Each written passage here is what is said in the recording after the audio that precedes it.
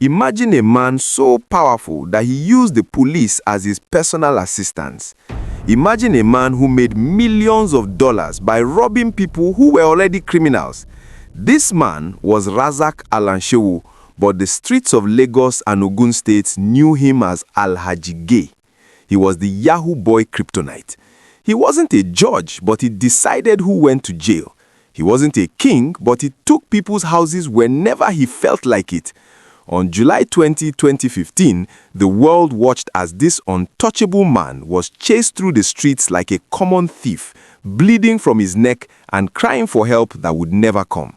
This is the story of how one man terrorized Nigeria for years until the people finally decided they had seen enough blood. Alhaji was a very tall and well-fed man who lived a life of luxury. He did not have a regular job like a doctor or a teacher. Instead, his job was to find Yahoo boys, young men who used the internet to trick people in the USA and the UK out of their money. Most people think that the police are the ones who should arrest these fraudsters, but Alhaji had a different plan. He would wait until a Yahoo boy successfully got a large amount of money from abroad, then he would show up at their house with a team of armed men. Sometimes these men were real police officers from the SARS unit or the EFCC, and sometimes they were just thugs dressed in uniforms. He would jump over their fences early in the morning and show them fake papers that said the Inspector General of Police wanted them arrested. Because the boys were doing something illegal, they were too scared to call the real police. They would give Alhaji 80% or 90% of all the money they had just got just to stay out of jail. This made him very rich very quickly. He was like a shark that could smell blood from a mile away. He used many different ways to find out who had money. He would pay girls to go to parties and listen to what the young men were saying.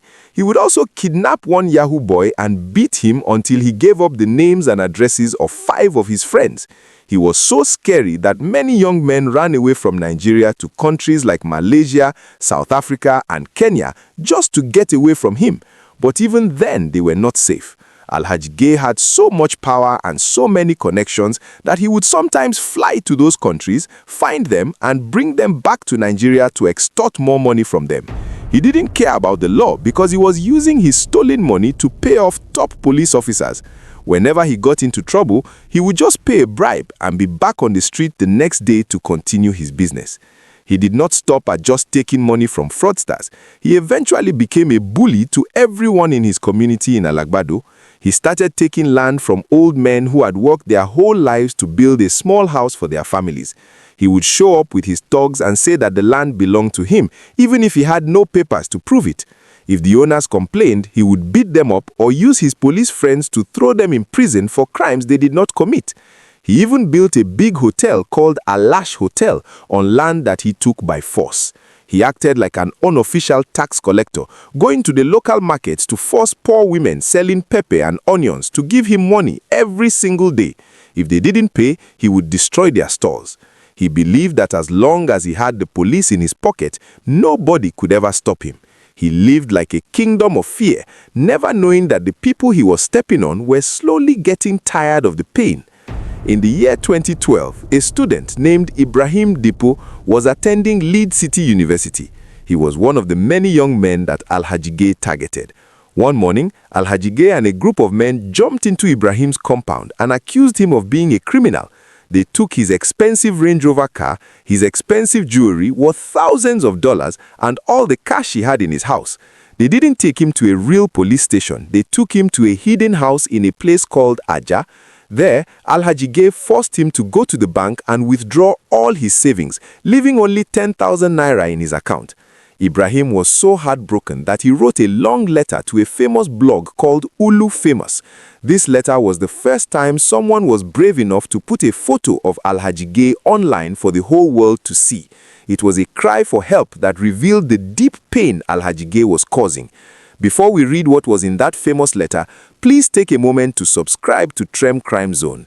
We bring you these real-life stories to show you the truth about what happens in the world of crime. By subscribing, you help us research more cases and warn others about people like Alhaji.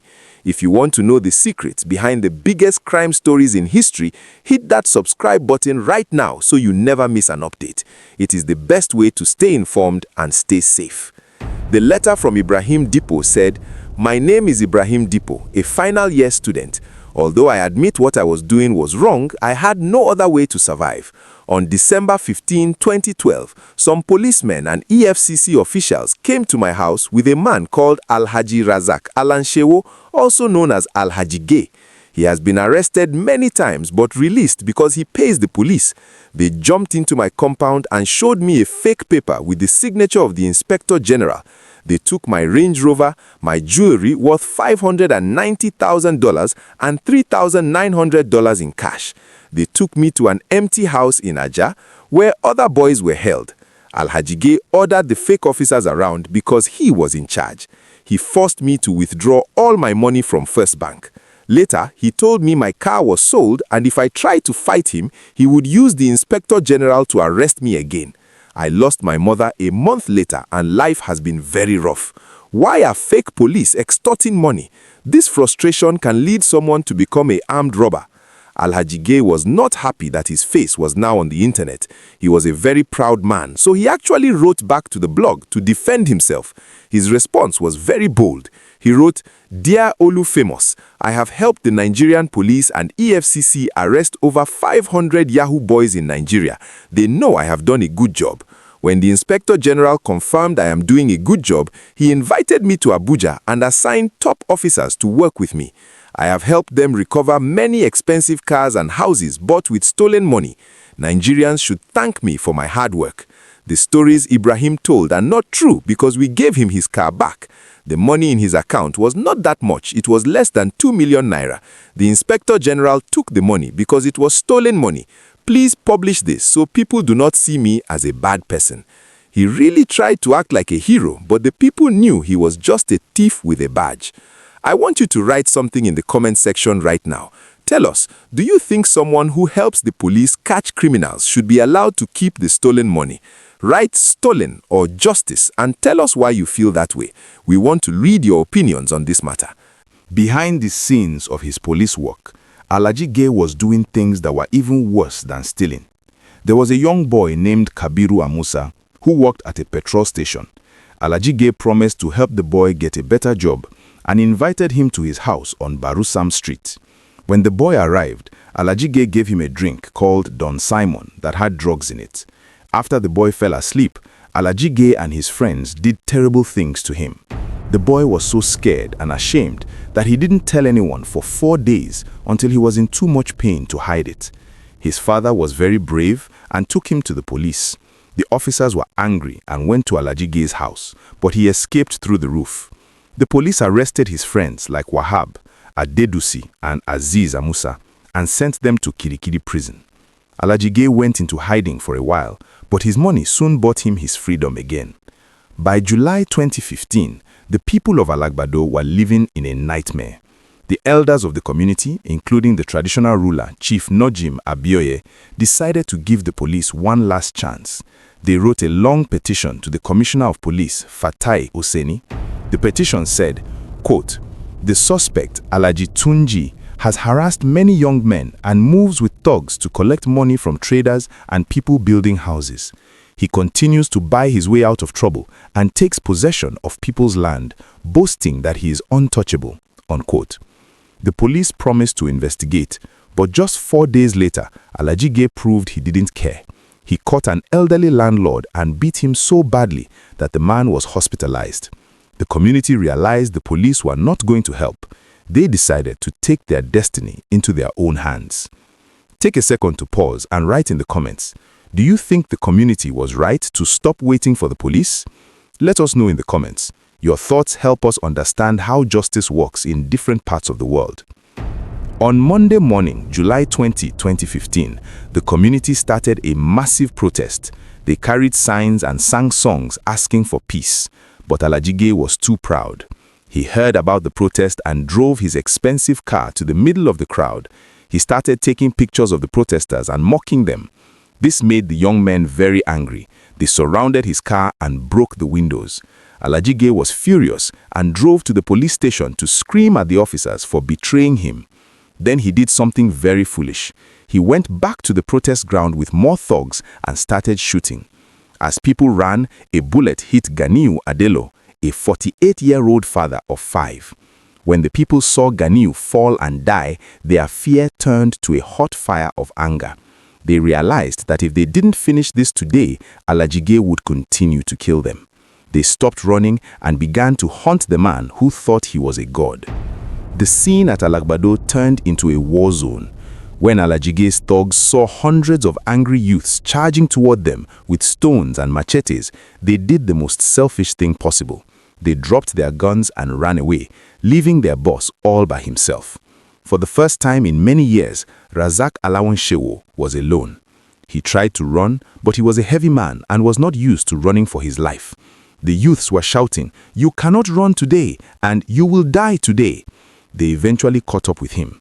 In the struggle, he was stabbed in the neck.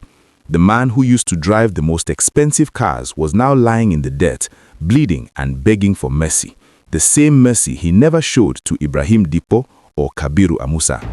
He was rushed to a hospital, but he died on the stretcher before the doctors could even touch him. The god of Alagbado was finally dead. When the news of his death spread, there was a massive celebration. People on social media from Lagos to Malaysia posted messages of joy. They said that a great evil had been removed. But in the community of Alagbado, the joy was mixed with fear. Alhaji's boys promised to burn down houses to avenge him. They started attacking people on the road and smashing cars. The government, which had been slow to arrest Alhaji when he was alive, was suddenly very fast to act. They sent soldiers to protect his hotel and arrested the Bale, his son Wahabu, and several other youths like Jonathan Sanolu and Ted Bakari. They were charged with the murder of Razak Alawanshewo. It was a sad irony that the law only worked quickly when it was time to protect the memory of a criminal who had spent his life breaking the law. The story of Alhaji is a very important lesson. It shows us that no matter how much money you have, you can never be bigger than the people you oppress. If you use your power to hurt others and steal, you are only building a life that will eventually fall apart. It also shows the danger of a system where the police and criminals work together. When the law fails to protect the citizens are forced to become violent just to survive. This is not how a country should work. We should have a system where even the poorest person can get justice. The death of Razak Alawanshewo brought peace to many, but it also left a scar on the community. It remains one of the most famous stories of how a bully was finally stopped by the people he thought were too weak to fight back. The biggest lesson here is that greed and pride always lead to a bad end. Alhaji could have used his intelligence for good, but he chose to be a predator. He forgot that every person he bullied had a heart and a family. To the viewers of Trem Crime Zone, remember that doing what is right is always better than having easy money. Justice might take a long time, but it eventually finds its way to everyone's door. Thank you for staying with us through this deep dive into the life of one of Nigeria's most feared men. We hope this story teaches you to stand up for what is right, but also to hope for a system that truly protects everyone. If you want to see more real-life crime stories that teach important lessons, please subscribe to Trem Crime Zone right now. Click the notification bell so you are the first to know when we drop a new video. Also, like this video and share it with your friends so they can learn from history too. See you in the next one.